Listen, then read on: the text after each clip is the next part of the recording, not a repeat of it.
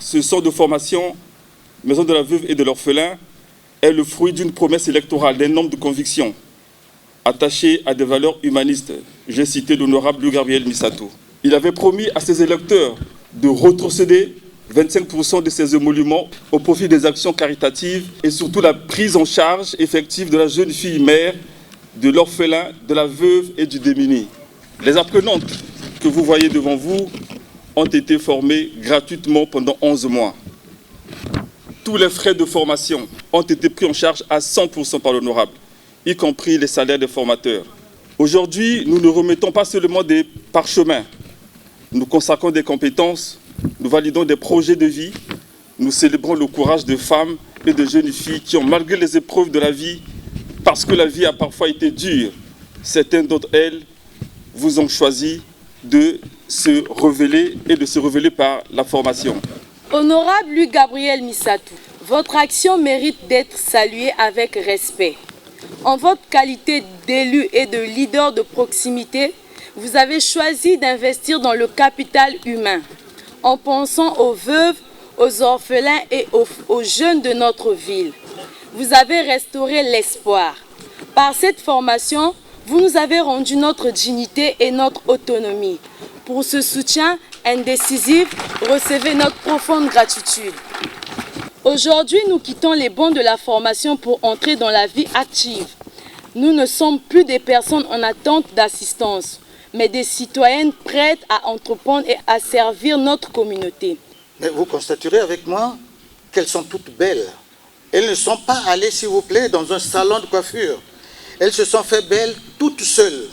Elles se sont coiffées entre elles. Et elles-mêmes ont cousu ce que vous constatez. C'est extraordinaire. Et c'est grâce à un homme.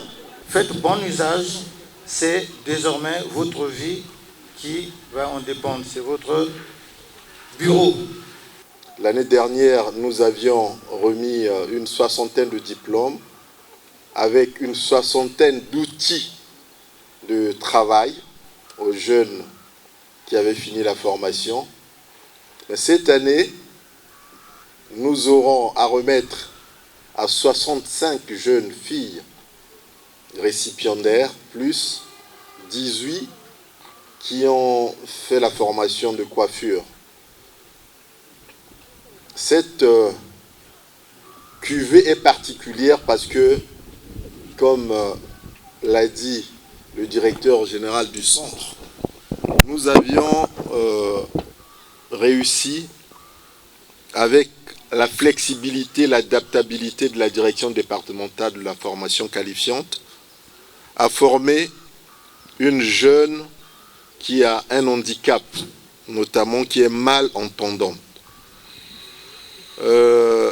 La voir aujourd'hui recevoir le diplôme, donc son outil de travail pour moi, est un sentiment de fierté. Notre ambition est d'investir dans le capital humain pour leur garantir une autonomisation professionnelle.